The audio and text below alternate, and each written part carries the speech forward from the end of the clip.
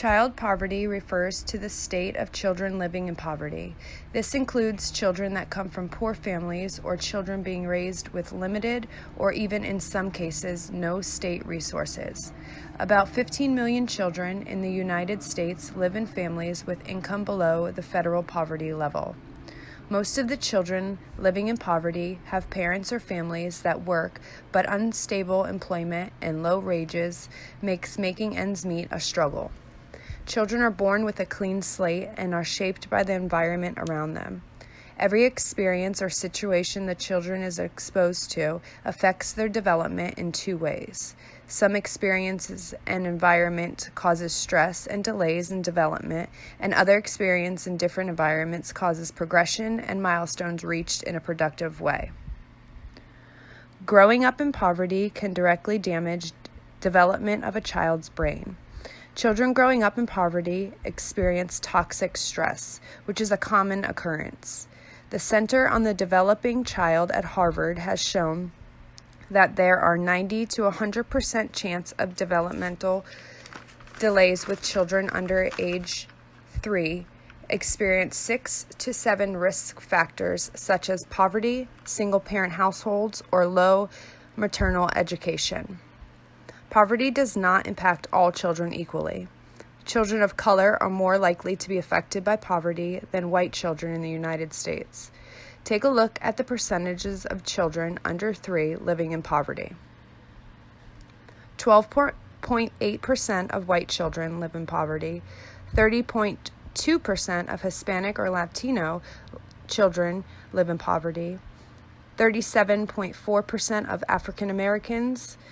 11.9% of Asians, 39.1% of American Indian, 30.4% of Native Hawaiian and other Pacific Islander children. There are so many ways we can better support young children and their families. Some ways are: we can build economic opportunities and promote economic stability for parents. Another way is we can build a high-quality system of support and services for families with young children. It is important to be an effective educator in all ways. In order to be an effective educator of children who live in poverty, you have to understand the important role of connecting, validating, educating, responding, leading, and succeeding with children who live in these environments. Here are some ways we can put into action the important roles in working with children living in poverty. Ways to validate children. We can establish a caring and believing environment. We can get to know each student's name. We can determine what each student is interested in. Survey students to learn about family and daily practices. Identify students' learning styles. Allow students to tell their story. We can also build lessons based on information learned about the students in your classroom. Educate and respond to children. These are some ways we can do that as well. We can teach with confidence, establish high, consistent expectations and practices, make reading the default curriculum, use data to inform instructional changes, restructure time and space for more flexibility in responding, create student-centered and cultural responsive lessons, use multiple ways to keep students actively engaged throughout the teaching and learning process. Some ways we can lead and be succeeding is establish an environment where every child is accepted and nothing less than the best is tolerated. We can find the positive in every child in every situation.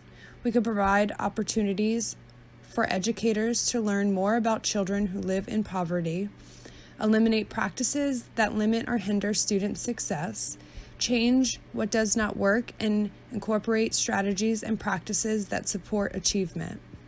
We also can measure and report progress frequently. So let's remember, every child has a story, and it is our number one goal to accept it and educate ourselves and make sure we support and provide the best learning environment and relationship with every child individually.